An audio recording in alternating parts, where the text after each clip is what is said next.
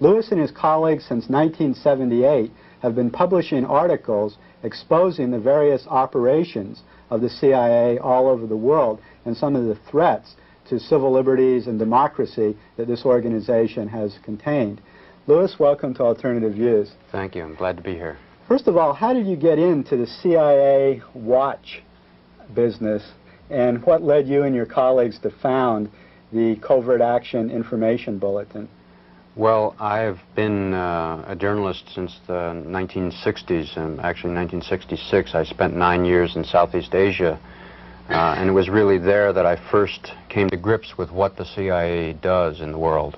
That its main function, as I learned at that time in Laos and the Philippines, is intervening covertly in the affairs of other countries. And in fact, covert action by the CIA's own definition is activity, secret activity, which can be carried out without the knowledge of the targets of that activity being able to learn that it was carried out by the CIA, or in fact by the U.S. government.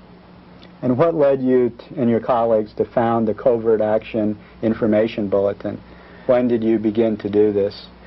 Well, it was after a long succession of efforts, largely growing out of the Watergate revelations, of the Church Committee and Pike Committee reports, even the Rockefeller Commission reports, which documented gross and ongoing and very large-scale CIA covert activities that had been carried out. Up till that time, the American people didn't know very much about this, and that was really what the CIA is about, is keeping it secret from the American people. In sum, the CIA's activities, of course, are known to the people against whom they're carried out, but it's the American people who are the last to know about it.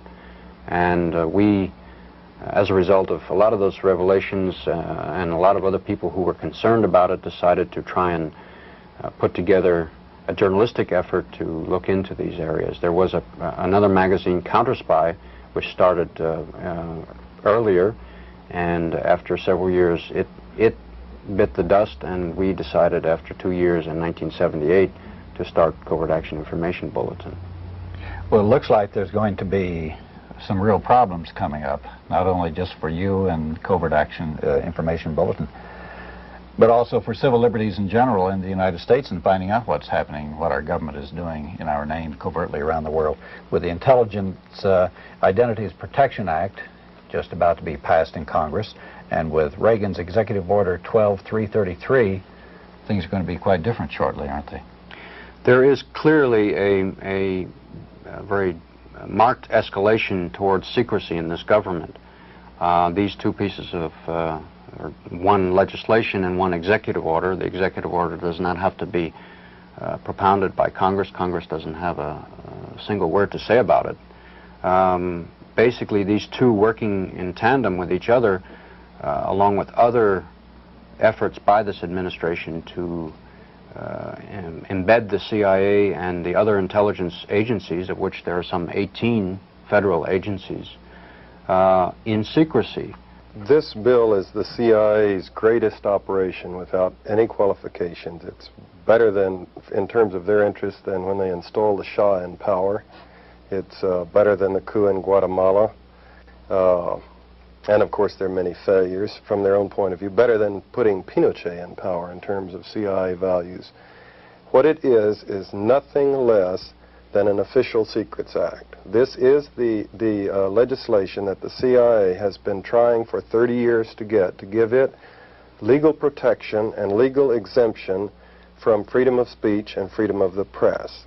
Now, what makes it such a beautiful operation is that it is in the process of being passed. It's going through the Congress more or less like a dose of the salts. With the Senate voted on it a couple of months ago, the vote was something like 90-2, and the House it's expected to pass by a similar majority, and yet the American people by and large, including media people, including television interviewers across the nation and journalists, are oblivious that it's even passing, much less what it really means.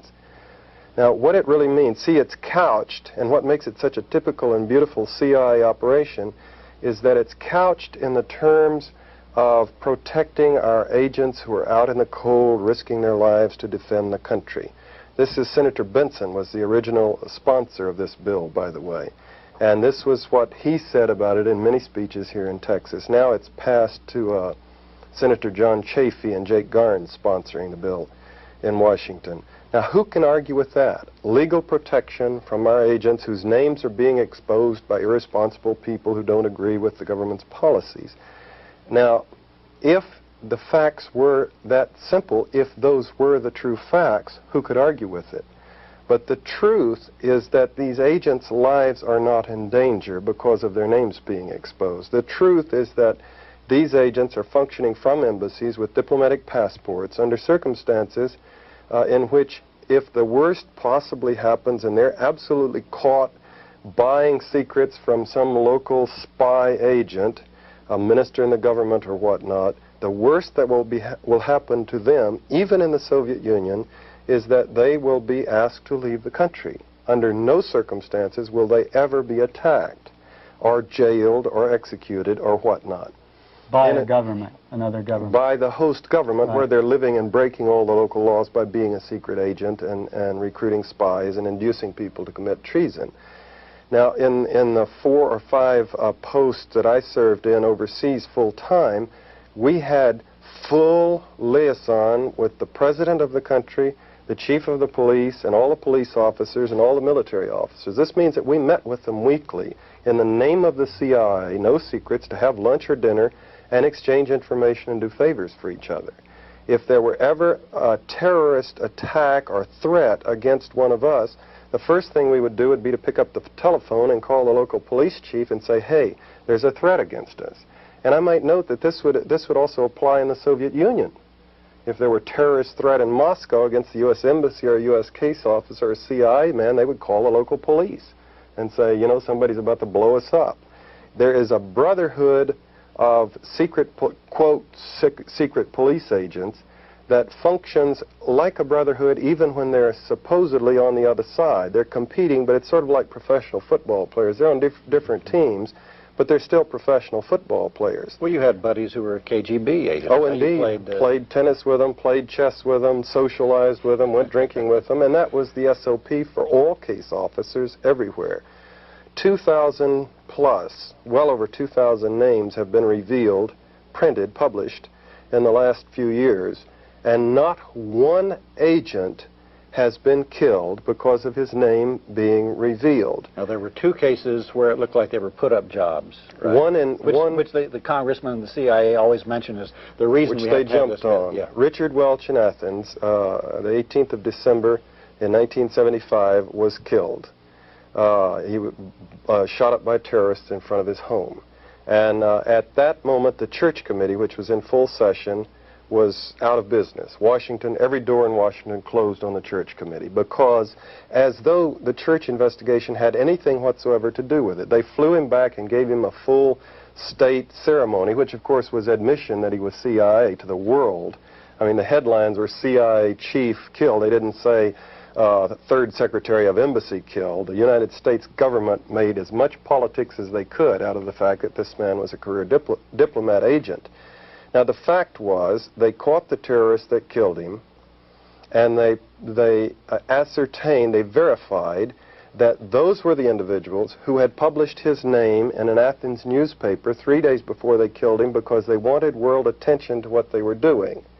And it had nothing to do with the investigations or publications in Washington, and they already planned to kill him. Now, this man had been ordered by CIA security to change houses because he was living in the same house that 8 other CIA station chiefs had lived in before him. Generation after generation after generation after generation of CIA station chiefs had lived in that same mansion. It was a big villa in a very posh part of Athens. As governments had changed, coups, the colonels' coups, the monarchy in and out of power much earlier, and dealing with all of the terrorist activities and anti-terrorist activities and coups in the Middle East from Athens, with the CIA heavily involved with each government and change of government and the ins and outs in these governments, and yet the CIA station chief was living in the same house throughout. Eventually he was killed. He refused to move because he said it was a good house. Now, there is no way that that can be blamed on U.S. journalists publishing names in Washington. Moreover, as I pointed out, the CIA the CIA director Bill Colby, exploited that man's death to make a big issue and to effectively close down the Church Committee. Which was investigating the CIA which was investigating malpractices. The CIA's extensive malpractices. They put the Church Committee on the defensive and out of business. Now, there was one other incident in El Salvador where 2 agents who were under a labor cover were killed by by the government police, the secret police. They're treasury agents, is it, in El Salvador that do the killing down there. Now, these 2 guys were in contact with the government. They were killed by government agents, set up in a hotel and shot. And the United States announced to the world that they were secret agents. Their names had been published much previously, but the United States identified them, thereby admitting they were agents and admitting that they were using this labor organization as cover. Where did they make this announcement? They did it, the prosecuting attorney, the State Department's representative in the passport case in which they took Phil Agee's passport away from him, revealed the identities of these agents and claimed that that proved that people publishing the names led to their deaths. They were already dead when the government chose to use a totally fictitious, a totally false ploy to discredit Phil Agee. He had not revealed their names. And so it's now in the Supreme Court records. It's cited by the Supreme Court justices in their decision against Phil Agee and his passport, him keeping his passport, these agents being killed, i.e. the Supreme Court and the State Department revealed their identities to accomplish their objective against Phil Agee. There was another situation in Jamaica where it looked like it was a plan put-up job now which failed. In that case, indeed, the chief of station's house was shot up with machine gun bullets, and so they made considerable propaganda publicity out of that with photographs of the bullets. But it's true his name had been published, but what happened is the back wall of his garage, well away from the house, received 5 machine gun bullets at a time when his family was out of the country and he was not in the house. And yet they tried to use that to make publicity to show that it made it dangerous to have the names revealed. It was also during an election where the opposition to the Social Democratic government wanted to make it appear that terrorism was rampant in Jamaica. And so wasn't there some political exploitation? Oh, indeed. There was considerable political exploitation of it, and all evidence points that it was the government secret police that fired the bullets. Right. But again, the press in Washington cooperated with the C.I.A. to give publicity for the bill against the exposing of names. So there's no real need for the bill. It's not protecting in any way our national security. It's not required by the history of the CIA. Precisely. On the one hand, that's the problem, and I go a bit further to point out that these agents, 80% of them were identified from overt information in the Library of Congress. The people publishing the Covert Action Information Bulletin go to the Library of Congress and go through the State Department's overt records of its personnel and come up with the CIA officers' names infallibly, because there are little indicators in there which anyone can go in and read through and say that's CIA and that's CIA and that's CIA. Plus, isn't it just generally known in most CIA stations who is CIA? It's Don't they want universally themselves to be known? We used to call it contacts and information. We used to call it wearing an invisible badge. You acted as though you had a badge, CIA up here. You drew people to you. I'm CIA, talk to me. You were taught to do this. Alan Dulles, and the original CIA great, in his book, The Craft of Intelligence, makes this point that you have to be known to be an effective intelligence officer.